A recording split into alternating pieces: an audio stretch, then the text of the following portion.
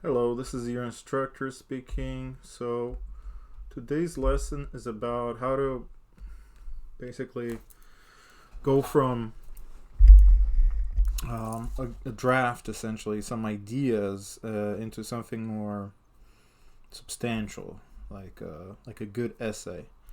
So, basically, you need to go from a bunch of notes and brainstorming and it's kind of this chaos of ideas or whatever into something called an essay, where you have blocks of thought in a certain order.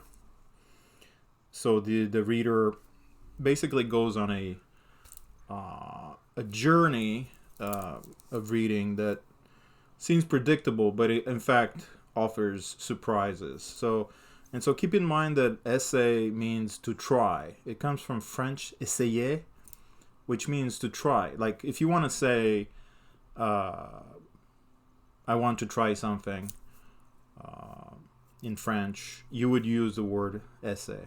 Je veux essayer quelque chose. So keep that in mind of the idea of trying, right? At the core of writing the essay.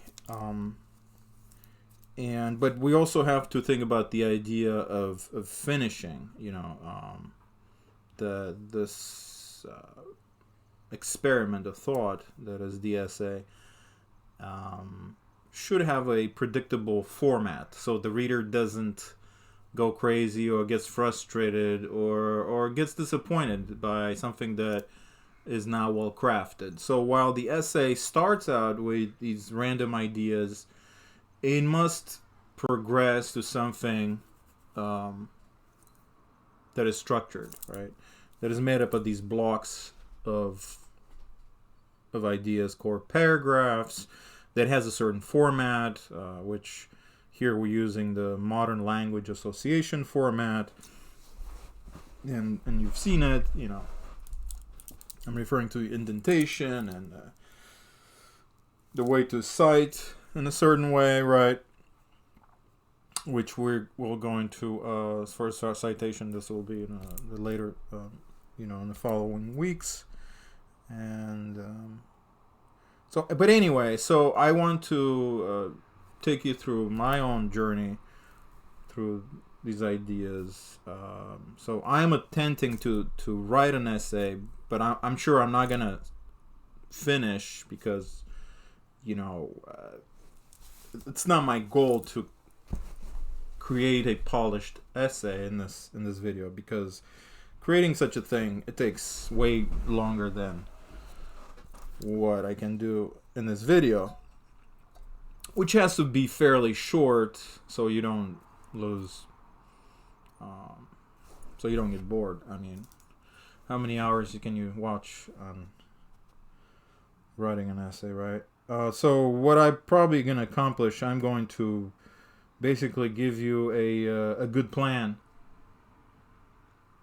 or take you through this process, and I end up basically with what I'm supposed to do here, which is carnal description, and demonstrate some kind of critique or some kind of idea that has to do with the American dream, right?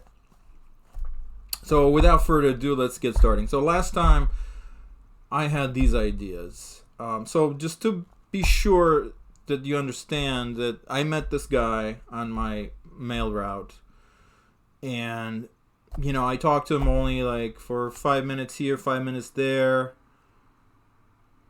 but this kind of gave me, in the beginning I thought I was not going to have enough information, enough details, but the more I thought about it, then I realized that I do have enough to say about the situation. So despite the fact that it was just an encounter, on the street in Northwest Portland, at his door where he lives, his modest apartment, community, like something like 8 residents there. And so the question is, what could I do with that limited information? Could I write an essay? So anyway, so these are my notes from a week ago. Was it a rainy, cloudy day in Portland? I don't know. I know it was a scorching hot day at some point. He was saying he was putting up a tent on the lawn in his apartment. I didn't really understand what he was doing. I thought he was going homeless already. He was speaking fast, seems almost embarrassed, haughty at the same time. Sometimes he seems annoyed, sometimes apologetic, sarcastic. Sun is beating down on me on face. I smell the coconut from the sunscreen flowing down to my eyes, stinging me while I try to save this man from his tragedy. My dirty hands will make things worse, black from the ink on the junk mail and newspapers, visibly only to me. I think about him, how he looks. He's my age, 50. But his hair is whiter. I would say he's handsome, tall, 6'3", well-spoken, but there's more to him. There was a second encounter when he told me he quit his IT job of 15 years, and he was wondering if the post office is hiring. Yes, they are. I told him how it is, the real truth of it. He's confident, ready to move on, resolute. Hey, your name is Emil, right? I'm Jim. But it all started with the name on the ladder. His name, it turns out. This poor man, with his famous address, the most famous address in Portland, which I will not tell you to protect his privacy. His brother house, the size and the look of a spaceship / fancy hotel / architectural gem in the forest. He tells me his brother's profession, a famous doctor, and all this time I thought it was somebody working for Nike. His brother's house, let's call him Brad, by which means also fir tree in Romanian, Brad. Appropriate because surrounded by forest. This house was featured in famous Hollywood. So these are like where am I going with this, right? Okay, so the idea of the American dream is basically was that, why I wanted to write about this. It was because, here's somebody, 2 brothers, right? And one is struggling so much. He's divorced. He quit his job. He has some money saved, but it doesn't have another job, right? He has a kid. And his brother, on the other hand, and he played, and he's not like somebody who made. I don't know what kind of mistakes he's made in his life, but he seems like to me like a regular guy who worked hard all his life and things just didn't turn out for him for some reason. I don't know the details, but he's definitely struggling. On the other hand, he tells me about his brother who is so wealthy, and again, he has his house. And so I thought to myself, oh wow, America nowadays, you have. It seems to me that America is becoming a 2-tiered or 3-tiered class society. You have the low middle income, you have the lower middle class, and then you have the middle class. And these 2 classes, social classes, they really struggle. I cannot say they really live the American dream because they constantly have to work to pay the high rent here in Portland, and if they have kids, they don't have money to pay babysitters. If they don't have family, right? Who's going to stay with the kids? And many problems, right? And then there's the upper class that basically does live the American dream. But the distance between the upper classes and the middle class is so large, as we see in this example of the 2 brothers. And I don't think that's right. That's not the ideal society we want, right? Because a lot of resentment is going to be created, and there's going to be, it's not the kind of world we want to live in. So, now, all these ideas that I have, all this commentary is commentary, right? It's not a carnal description, right?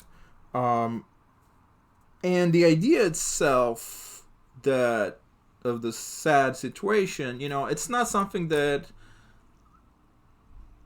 I want to write about something. I want to write with hope, right? And so we're going to get to that hopeful message. But what I wanted to say was that, I don't have a lot of carnal description, right? And so basically that's where I was faced. I said, okay, well, that sounds like a great idea, to critique or to comment on the American dream, but where are the details? Where are the cardinal details that I'm forcing my students to write with, as a method to demonstrate this point about the American dream? Well, I tried, but so far I'm talking about scorching day. I'm talking about the sunscreen on my face, but there's not enough, right, to say, oh wow, this essay is based on carnal details, because it's not at this point. So that's what I need to work on, more carnal details. And so here are my notes of today, and I say my reaction to my idea since then. It's been a week, and I've been thinking about this. My thoughts initially. My encounter with Jim do not give me enough carnal description, not enough details to make the scene come alive, like a painting, or uses the 5 senses. However, I realize that my postal route is full of beauty. I would say it is the most beautiful part of Portland for me, which makes my job, when it's sunny, when it doesn't rain a lot, makes my job a beautiful event, right? Just walk around, deliver mail, and admire beautiful Portland. One of the more beautiful cities, definitely in America. So what I realized as I was walking around where Jim lives, on that street, and he's in the very street that he lives, there's just an amazing display of foliage of the fall, and I thought of this idea. Of the red leaves when they're lit by the sun. The sun goes through the leaves. They look like stained glass in a church. That's an idea that I came up with, just kind of trying hard to be sort of poetic, trying to draw, paint with images, right? But that's just one idea, but it's the beginning, and that launched me into this whole realization that if I can somehow take the beauty of nature and marry it, combine it with something about a message about living in America at this time, and being middle class, and being puzzled and anxious about the future, then I could go on and write a beautiful essay or something that I'm pleased with, right? And so then I asked myself, that led me to the idea of the Church of Nature, right? Maybe nature, observing nature, will be helpful to me and to Jim as a spiritual exercise, a meditation on nature as a spiritual exercise, but also to illustrate this struggle with the American dream. So then I thought about fall beauty, or the beauty of falling. And so from the word of fall, right, I realized that the season is more than just beautiful leaves, in the trees still, or on the ground, creating this beautiful carpet, right? It's also about falling, right? Failing. Or falling from a situation you were in and then going to another situation, right? It seems to me that describes the lives of Americans, right? They're constantly changing jobs, being on constant change. So I thought about this guy's life, my life, that he quit his job after 15 years. I quit chasing,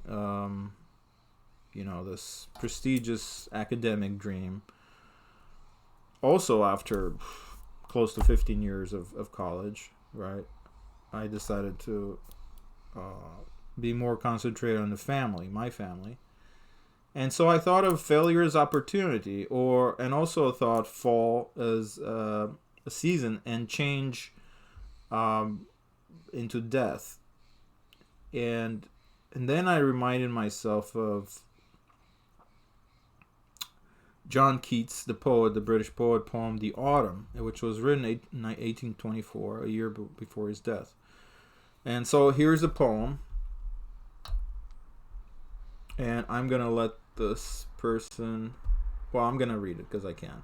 To autumn, season of mist and mellow fruitfulness, close bosom friend of the maturing sun, conspiring with him how to load and bless with fruit the vines that round the thatch eaves run, to bend with apples the mossed cottage trees, and fill all fruit with ripeness to the core, to swell the gourd and plump the hazel shells with a sweet kernel, to set budding more and still more later flowers for the bees, until they think warm days will never cease, for summer has overbrimmed their clammy cells.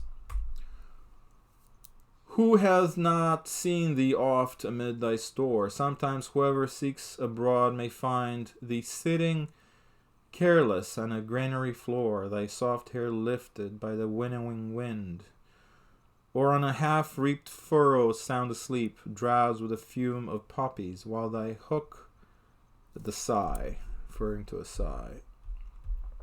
Spare the next swath, and all its twined flowers, and sometimes like a gleaner, thou dost keep steady thy laden head across a brook, or by a cider press with patient look. Thou watchest the last oozings hours by hours. Where are the songs of spring? Aye, where are they? Think not of them, you have thy music too. With barred clouds bloom the soft dying day, and touch the stubble plains with rosy hue. Then in a wailful choir the small gnats mourn among the river sallows, borne aloft or sinking as the light wind lives or dies, and full-grown lambs loud bleat from hilly bourne. Hedge crickets sing, and now with tremble soft the red-breast whistles from a garden croft, and gathering swallows twitter in the skies. So this poem basically, it's about life and death, okay? And it's just chock full of carnal description. I mean, just so much, right? The autumn for a season of mist and close bosom friend of the maturing sun. So we see him as a friendly guy, or a person. Actually, it turns out that it's a goddess. Conspiring actually means to breathe also, and to work together, but also to breathe together.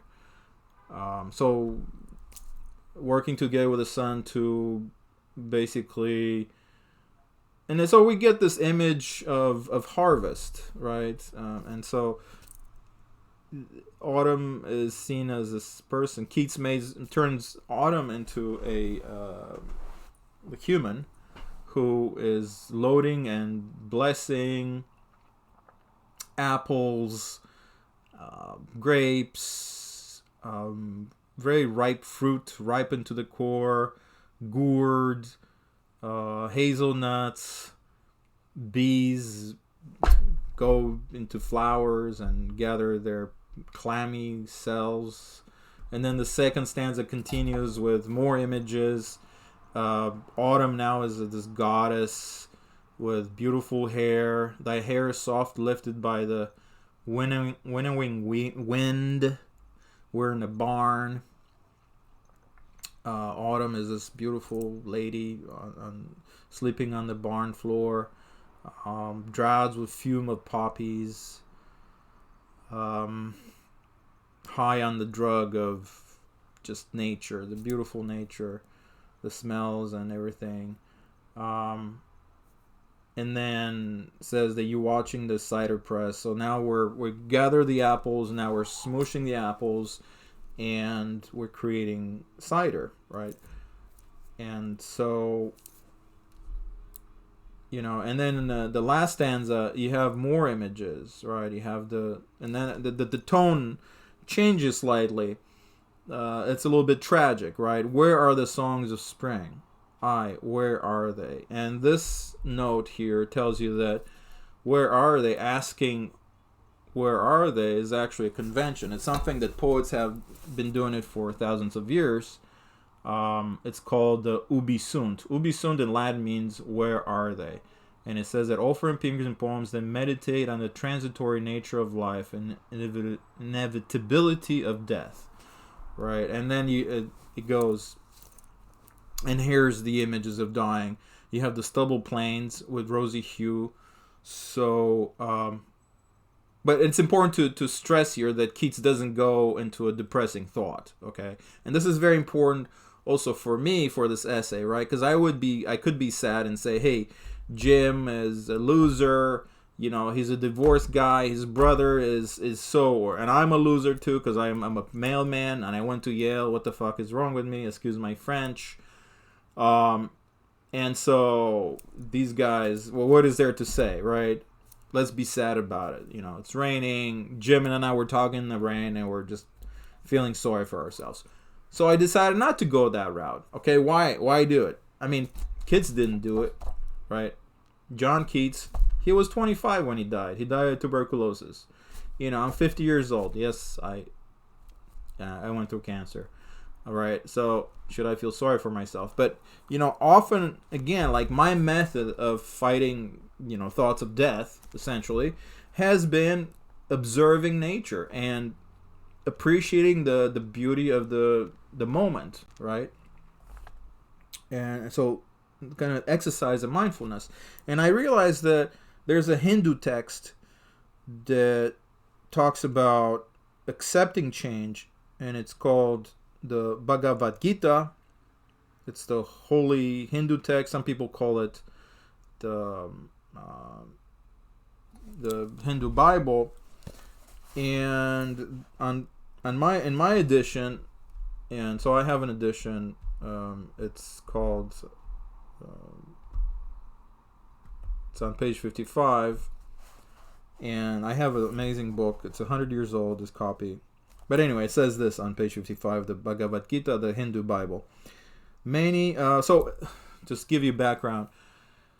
So, Bhagavad Gita is basically a dialogue between a prince named Arjuna and God, named Krishna.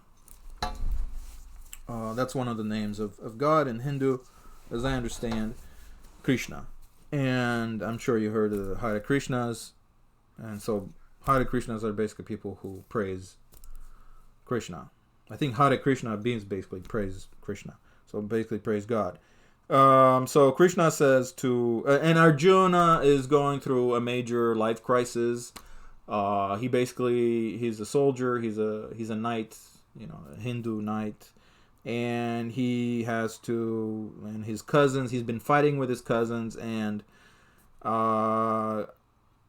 Arjuna comes to a huge crisis point, basically because he has to kill his cousins in battle, right? I mean, he may get killed, but, you know, he's concerned that he will kill, you know, essentially his family, right? I mean, imagine fighting your cousins, like, you know, you may not like your cousins, but like to actually murder your cousins, you know, it's way out there, right? And so he's asking God, like, how do I keep my humanity, and do what I have to do, you know, because I cannot get out of this war, right? And Krishna basically tells him a bunch of wisdom, right? And so here, where I'm quoting, he basically tells Arjuna that he should not be attached to things. He should not be attached to this life. So Krishna says, many fleeing themselves from anger, hate, and fear, and attachment to things, and keeping their minds fixed upon me, have been purified by the sacred flame of wisdom, and have come to dwell with me. No matter by what path men approach me, they are made welcome, for all paths, no matter how diverse, lead straight to me. All paths are mine, notwithstanding by what names they may be called. Okay, so, and he talks about action. And so what I really liked from the poem was the phrase, um,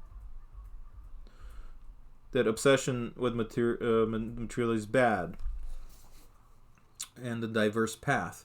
Many fleeing themselves from anger, hate, and fear, and attachment to things and be beautified. So there are people, Krishna says that there are people who run away. If you run away from being attached to things, right, you'll be happier, right? I'm sure you've heard that. Um, kind of accept change, accept failure. The faster you fail, don't concentrate on the fact you failed. Concentrate on the fact that you're still alive. You can still praise, nature, which is God, right? Which is a manifestation of God, and realizing that everything, goes back to Krishna. That this reality is transitory and it's actually not the real reality. But if you must live, you have to act and not think about the rewards, right? That's kind of a Hindu, Buddhist, probably philosophy, right? So how does this fit in with Jim, right? So I thought to myself, that then I thought to myself, well then, I said that my experience. So basically, I said that I came to this idea basically that this whole essay should be about accepting inevitable change and live in beauty. And so I take the Bhagavad Gita, the Hindu Bible, a small, part of it. Of course, I read the whole thing, but, I'm just using a small part of it. And John Keats as inspiration as my sources. And Keats is the carnal description source. My experience as a mailman, poet, human being, whatever, during beautiful fall, while I'm thinking about Jim and his predicament, difficult situation. This is my main idea. So connected to the American dream. Jim is, quote unquote, the fallen one, quote unquote, the poor brother, who will be fine if he meditates on the inevitability of change and action. The action being living in beauty despite human failure and death.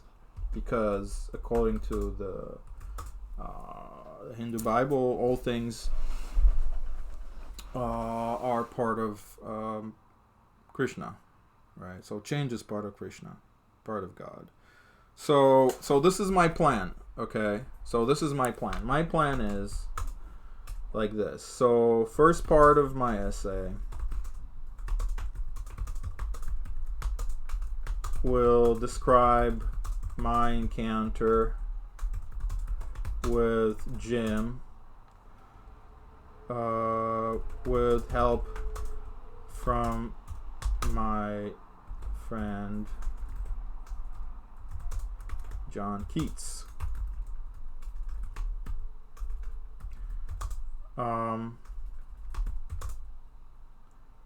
The later part of the essay. Okay. And what am I going to say in this part? In this part, I will sell the idea that, yes, Jim is in a difficult situation in the fall of his life, right? Think about middle age. It's like autumn, right? But there is salvation in becoming a person a wise person who focuses on the beauty of the moment and not so much concerned with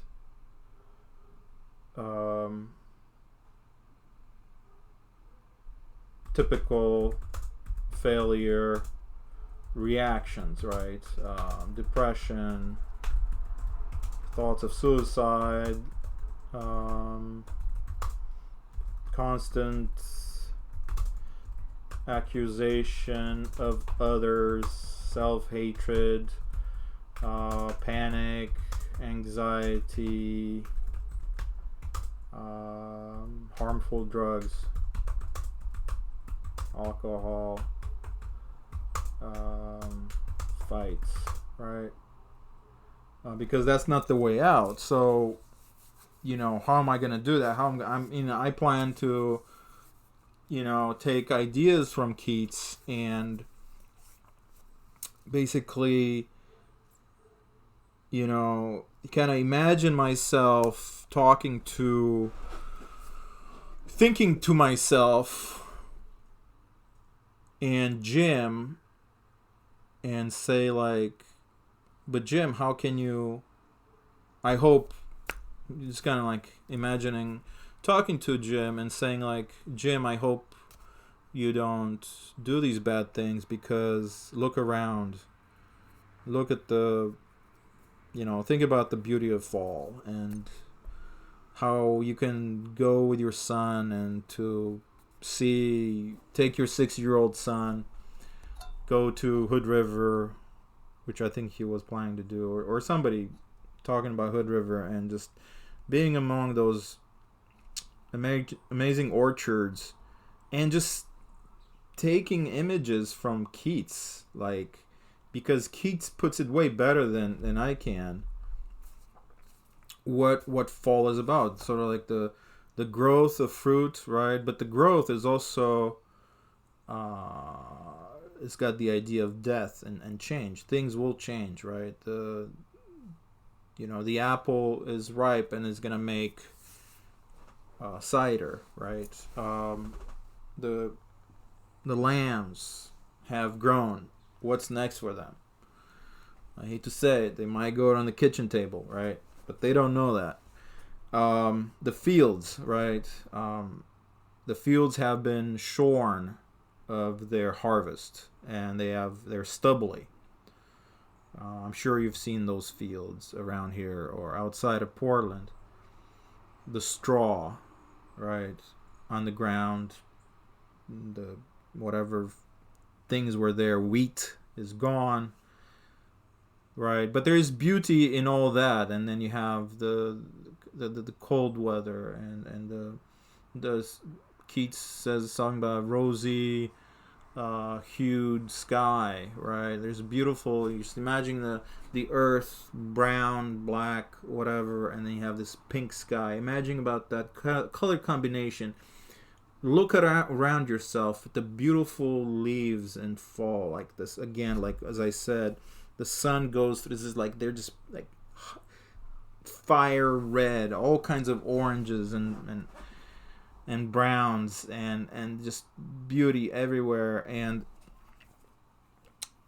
that's basically the first part of my essay, just kind of drawing similarities. So I would create an imaginary inner dialogue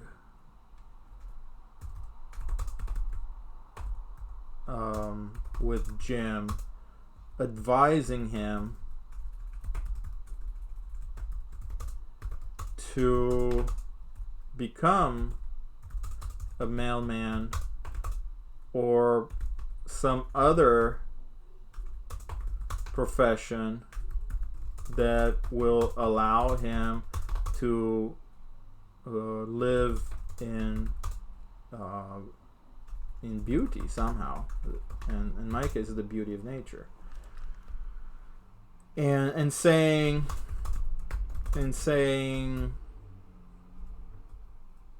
in a way, hey Jim, hey Jude, don't grieve or don't worry.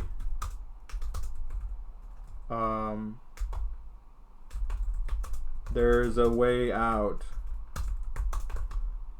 Don't forget. And while you find And while you find a way out, look around and don't forget the beauty that is in death in autumn.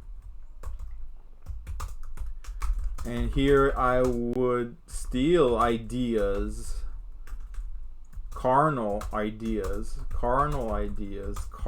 descriptions from Keats. But it's not stealing. It is not stealing if you acknowledge it. It is not stealing if you acknowledge somehow that you used another source, right? So I will be open. I am open about, hey, Keats is, I mean, he's way better. I'm not, maybe I'm some kind of poet.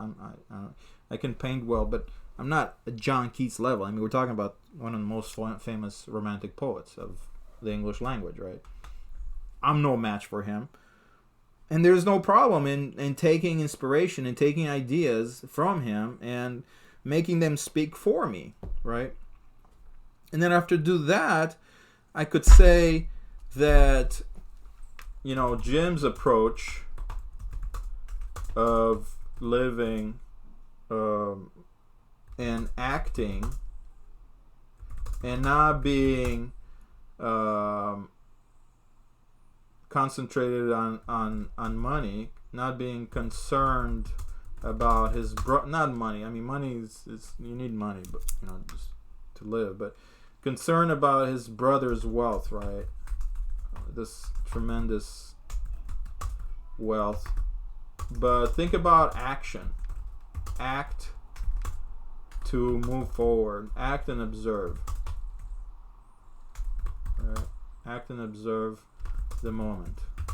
That's the way it should be. And then here I will end my essay with a commentary on the on Bhagavad Gita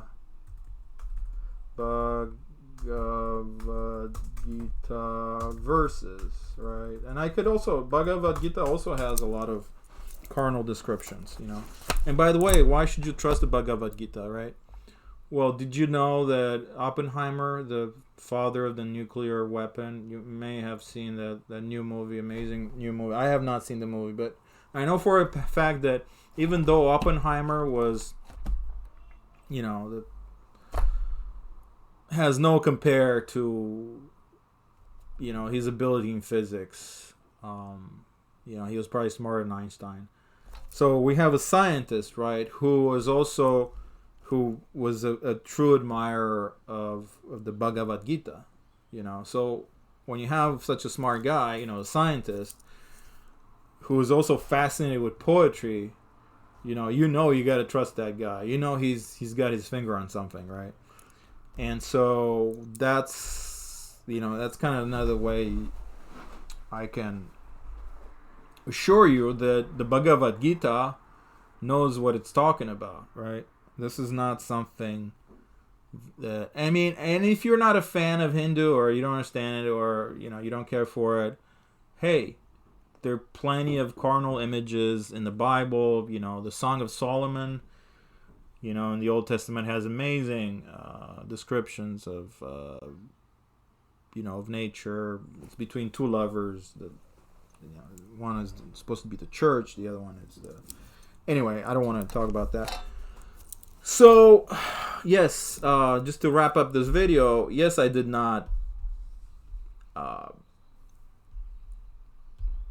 write an essay for you, but at least I think that I got you thinking about how my thinking process, how I plan the essay, right?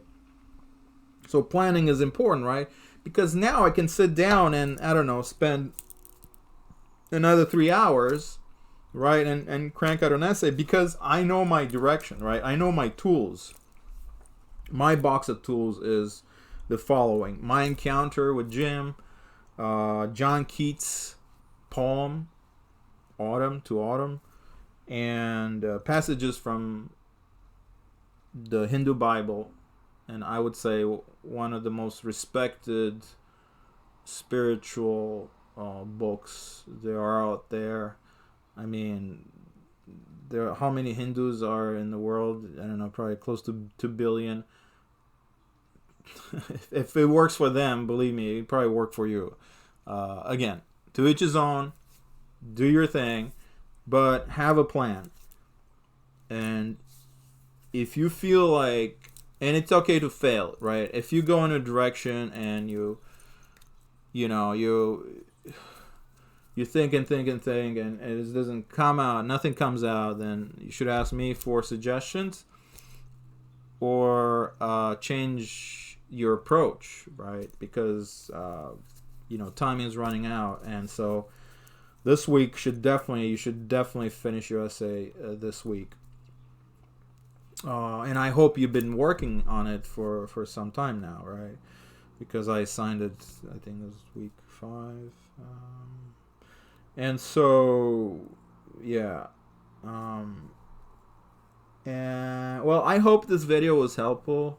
I tried to do something like that shows the hard moments of creating an essay, which is where you basically take the requirements, the assignment requirements, and you create a solid plan according to those requirements. The carnal description and the idea of the American dream. And so I hope that this was real. It was genuine. It was inspirational. It was helpful. And so yeah, and so good luck, and ask questions. Okay, and I'm gonna end it here.